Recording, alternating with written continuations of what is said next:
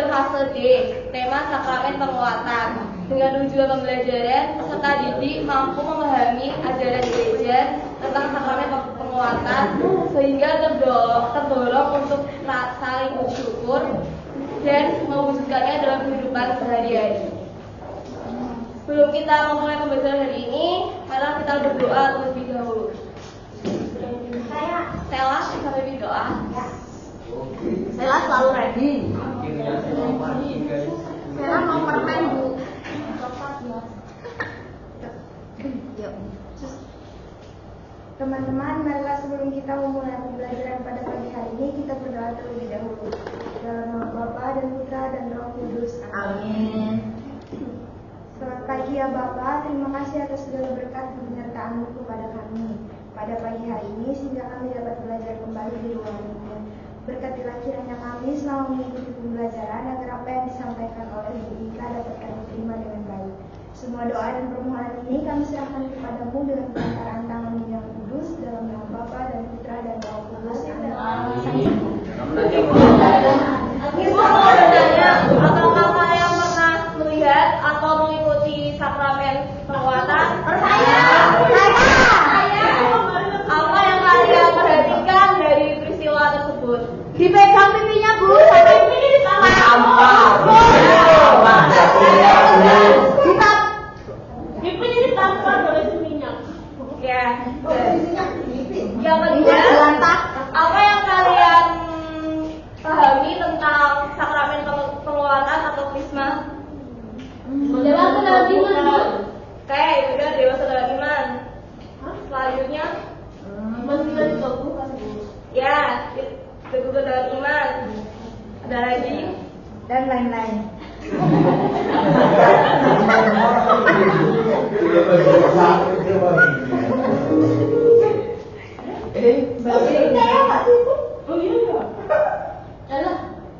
Nah, di sini Ibu ada video.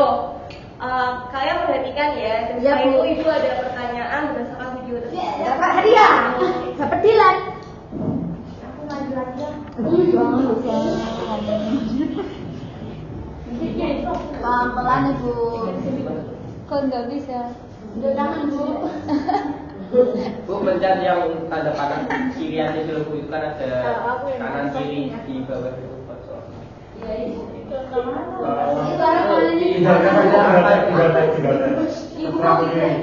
Diangkat kok diangkat. Diketilin dulu Bu. Nah. Baru kita. Yeay. Stimulus. Itu deh.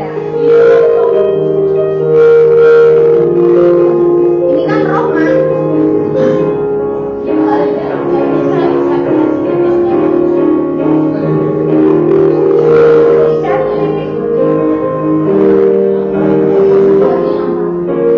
Masih kecil. Kita skip aja ya, ini videonya terlalu lama. Baik Bu. Pertanyaan yang pertama, siapa yang dapat menerima sakramen penguatan? Orang Nah, sudah dibaptis. benar dibaptis.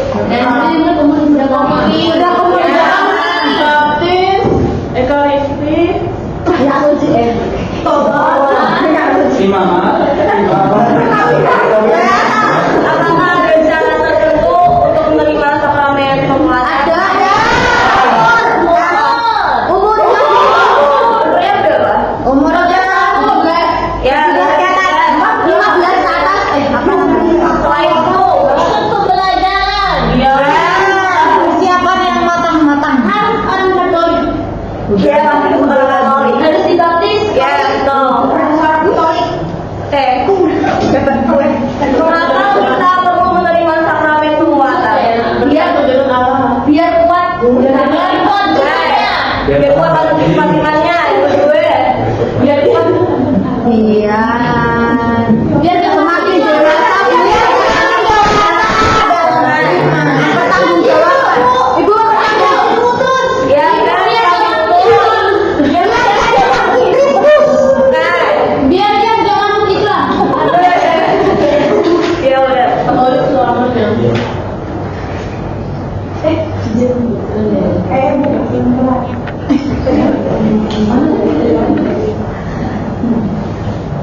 Jadi kalau 5 itu aku nggak tahu. Anak-anak yang terkasih, setelah seseorang menerima sakramen baptis, ia dapat melanjutkan menerima sakramen-sakramen lainnya. Salah satunya adalah sakramen penguatan. Sakramen penguatan adalah sakramen yang menyempurnakan rahmat baptis dan memberikan kekuatan Roh Kudus kepada kita. Melalui sakramen ini, kita diteguhkan dalam menjadi anggota gereja yang lebih dewasa dalam iman dan dipanggil untuk menjadi saksi Kristus dalam kehidupan sehari-hari. Paragraf yang kedua bisa minta tolong Nova membacakan. Sama ya, Dewa Koy. Kata krisma berasal dari kata yang berarti pengurapan. Dalam sakramen penguatan, seseorang akan diurapi dengan minyak krisma di jari dan menerima penumpangan tangan dari uskup sebagai tanda bahwa ia menerima Roh Kudus.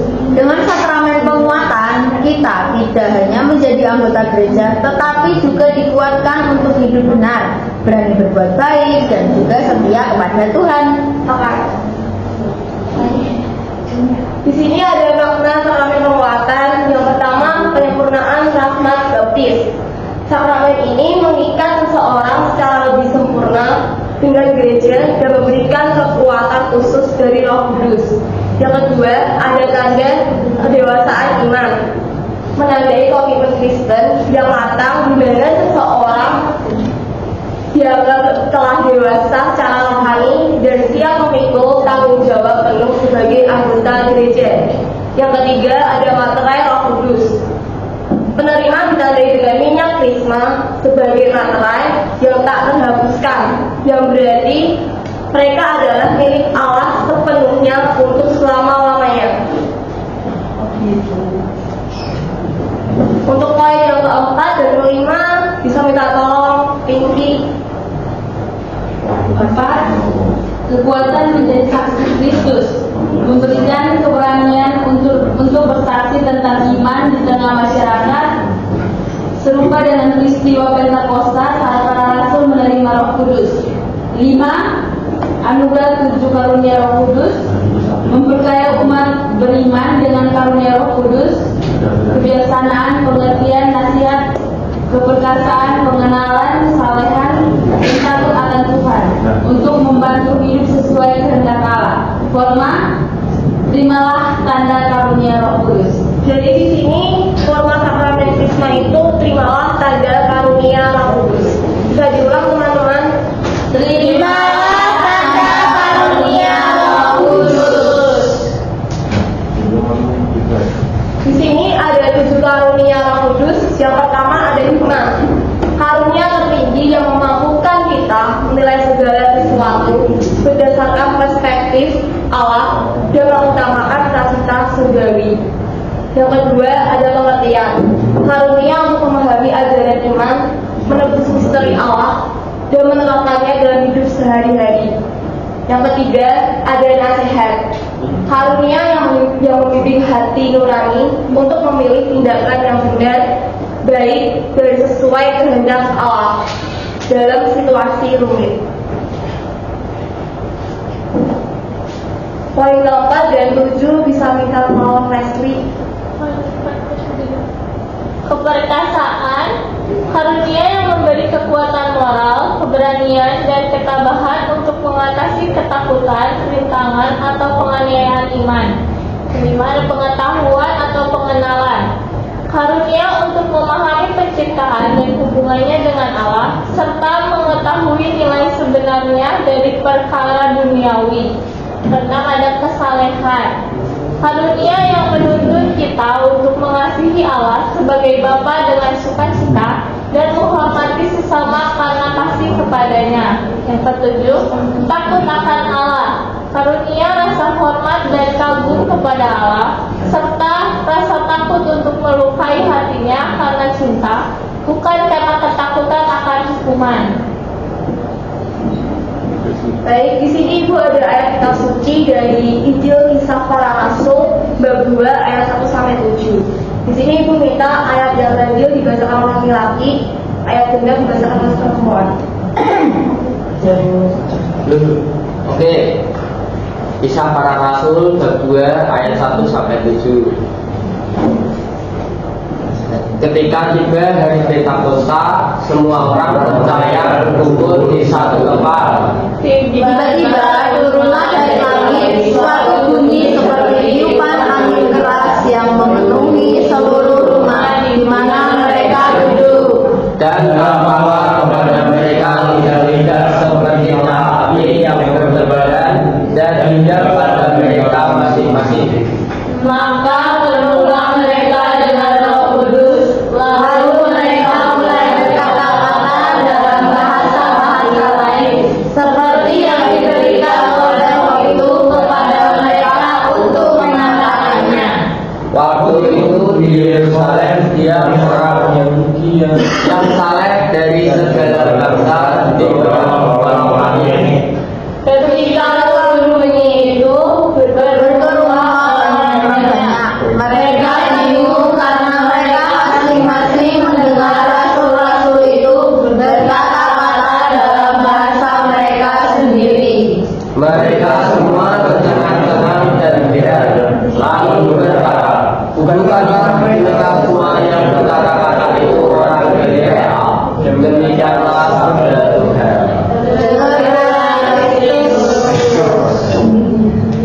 Nah, di sini dari bacaan tersebut mengisahkan turunnya Roh Kudus atas para rasul pada hari raya Pentakosta.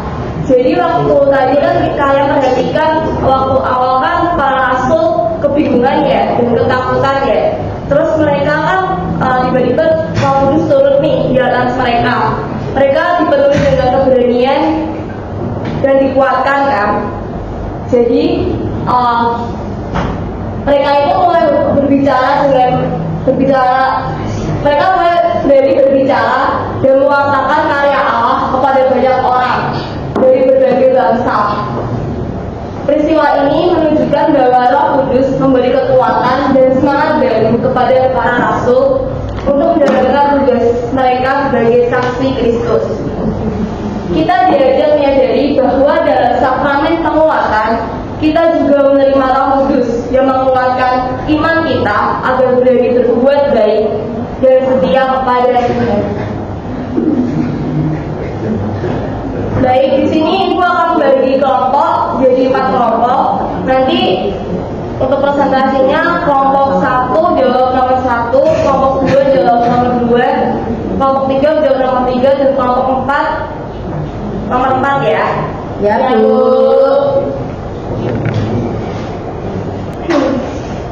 Nomor 1, dari bacaan kitab suci di atas, ayat mana yang menjadi dasar sakramen penguatan dan apa maknanya bagi kehidupan kita? Kisah Para Rasul bab 2 ayat 3 sampai dengan 4. Dan tampaklah kepada mereka lidah-lidah seperti nyala api yang bertebaran dan hingga pada mereka masing-masing. Maka penuhlah mereka dengan Roh Kudus, lalu mereka mulai berkata-kata dalam bahasa Latin, seperti yang diberikan oleh Roh itu kepada mereka untuk mengatakannya. Maknanya bahwa Roh Kudus memberi kita kekuatan.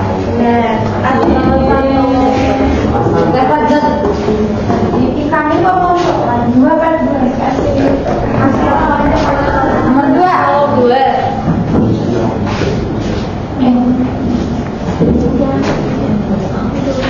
Berdasarkan bacaan kitab suci di atas, rahmat yang dimiliki para rasul setelah menerima kehadiran Roh Kudus. Apa peran Roh Kudus dalam hidup? Jelaskan. Peran Roh Kudus dalam hidup saya itu menolong, menghibur yang lemah, putus asa, dan mendoakan orang yang jauh dari Terima kasih kalau Oh iya, coklatnya kedua. Kelas nomor kelompok 4 ya.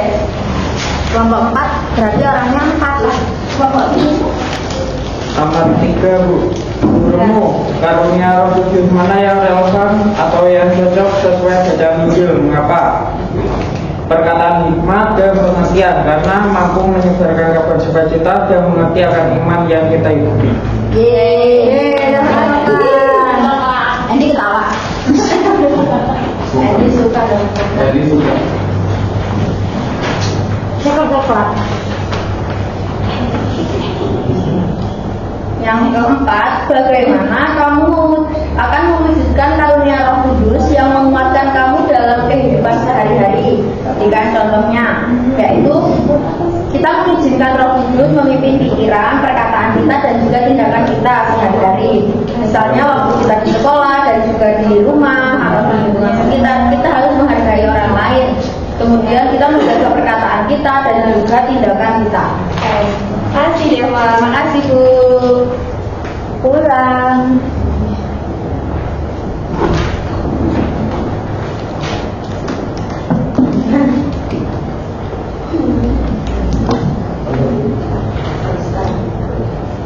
Oke, anak yang terkasih, dari hasil diskusi kalian pada hari ini, kita dapat memahami bahwa sakramen penguatan adalah sakramen yang menyempurnakan rahmat baptis dan memberikan kekuatan Roh Kudus pada kita.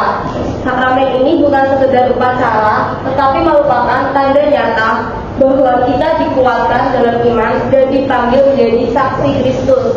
Melalui sakramen ini, kita memperoleh keberanian untuk berbuat baik, setia kepada Tuhan, dan hidup sesuai dengan kehendaknya dalam kehidupan sehari-hari. Untuk refleksinya, yang pertama, setelah memahami makna sakramen penguatan, menurutmu mengapa sakramen penguatan itu penting bagi kehidupan iman seseorang? Karena kebutuhan umat Katolik, Bu. Ya, selain itu, Karena fondasi iman kita. ya benar fondasi iman kita. Selain itu, udah ya. Ya, Bu. Yang kedua, Enggak usah. Ini aja.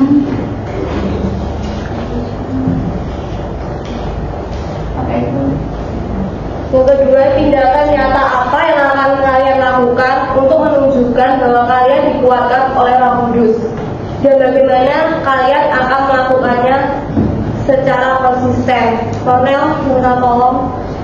Kornel. Nomor 2.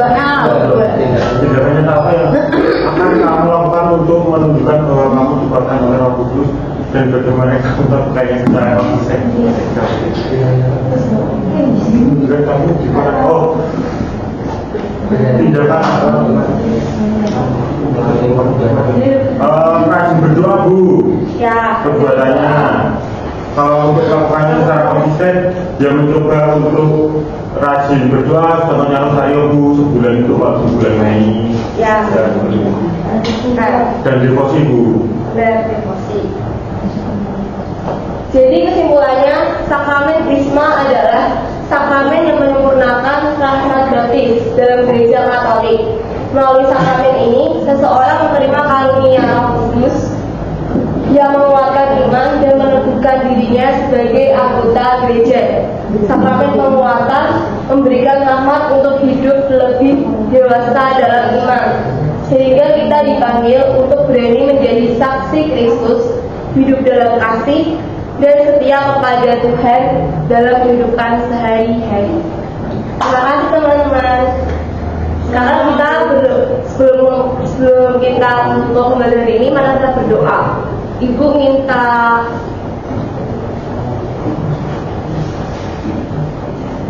Ansel.